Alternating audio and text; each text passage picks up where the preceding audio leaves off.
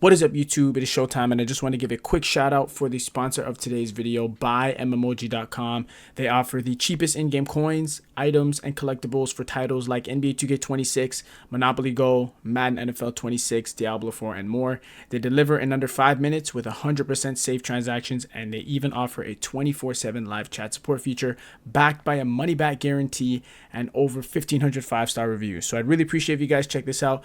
Do not forget to use my support code Showtime for a 6% discount off of your first order. Once again, my creator code or support code is Showtime for a 6% discount off your order. Check out mmog.com. Thank you for the sponsor of today's video, and let's get straight into it. What is up, YouTube? It is showtime, and I am back with yet again another video. Now in this video, I'm going to be showing you guys the new and updated best inside center build you guys can be using for comp stage, 3v3, all that other good stuff. There's been a lot going on. There's like a big debate between insides and poppers. I personally think 6'7" poppers are still the meta, but you can definitely get away with using this. I've lost to some insides even on the 6'7" build because insides can still be very OP. It really depends on the guard. If your guard is really just scoring and putting up points and putting up threes, you can definitely get away with using it inside. But a huge warning to anybody making this build, I'm going to warn you.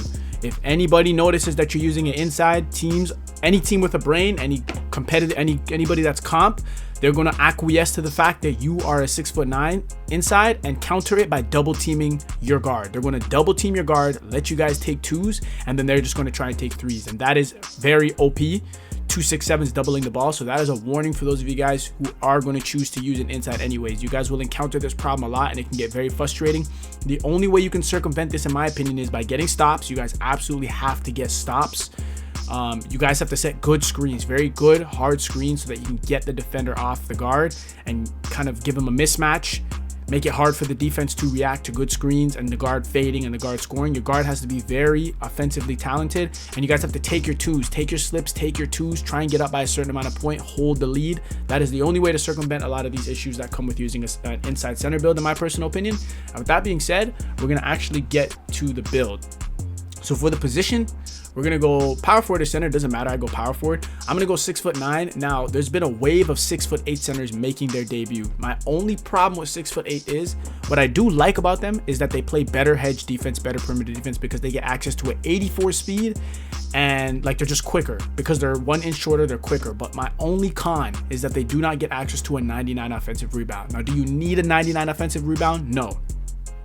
They still get access to a 99 defensive rebound, which allows them to have a rebound chaser and box out beast on legend. But I personally think it is more OP as an inside to have a 99 offensive rebound, so that on the offensive end of the court, where your guard is chucking up threes, you get the O board every time. You kick it back out using your playmaking badges like dimer and stuff to get free threes for your lock and guard. I personally like using 6'9s better, simply because of 99 offensive rebound. If 6'8" big men could get 99 offensive rebound, hands down they'd be the best, because they'd be quicker, they get access to better physicals to play better hedge defense. And that's where the whole game is surrounding around: hedge defense, being able to play great hedge defense, great PNR defense.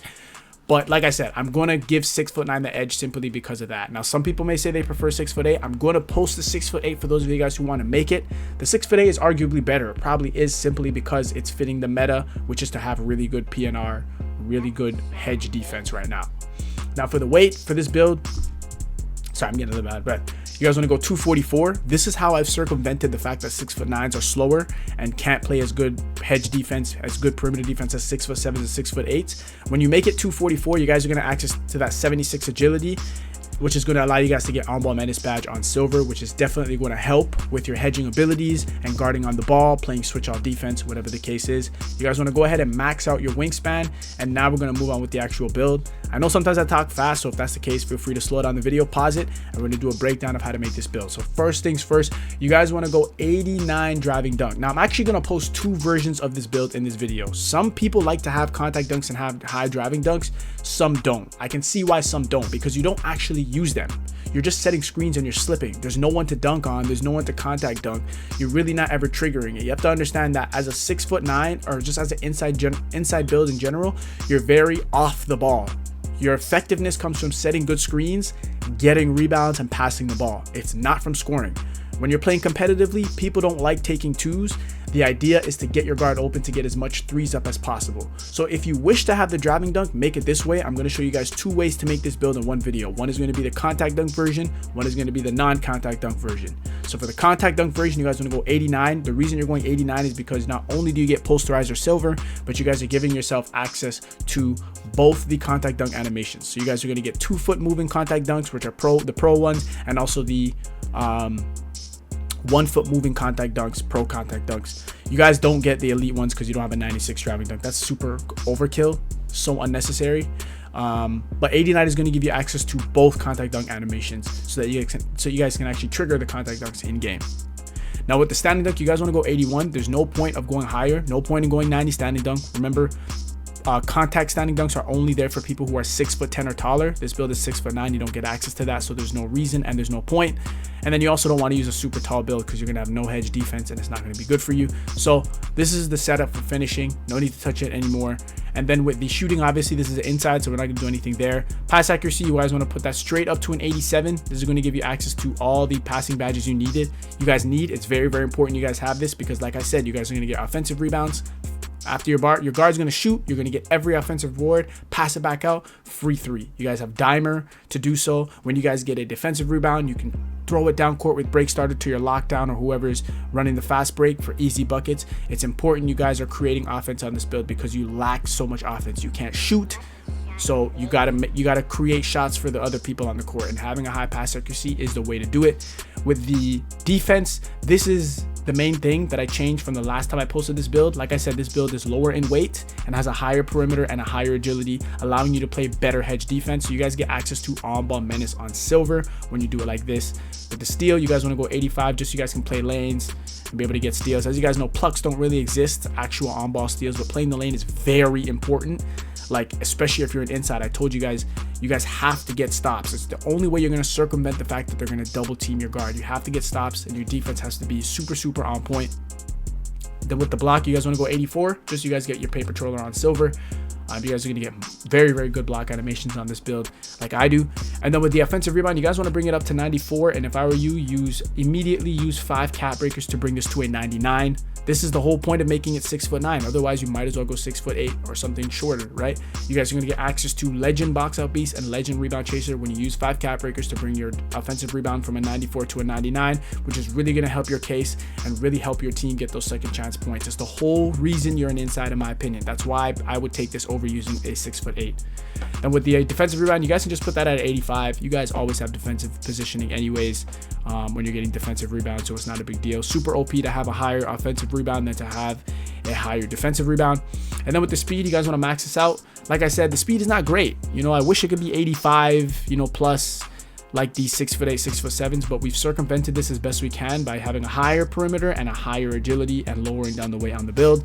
Then with the strength, this is also something I like to I'd probably nitpick. You only get a 91. Make sure you guys go ahead and use your max +1, max +2 to get your brick wall on legend. That's the whole point of making this build, bro. Literally to do a couple things: get rebounds, set hard screens, play good defense, and slip, right? So setting screens is not a debatable thing. You have to get your guard open at every moment possible because they will double your guard, and you guys want to make it very easy for your guard. So I would recommend putting your max +1, max +2s to get your brick wall on legend, or even using cap breakers. If you have extra cap breakers, take this strength from a 91 to a 95. That way you guys will get brick wall on Hall of Fame. Then you only need 1 max +1 to get it to legend, if you guys understand what I mean.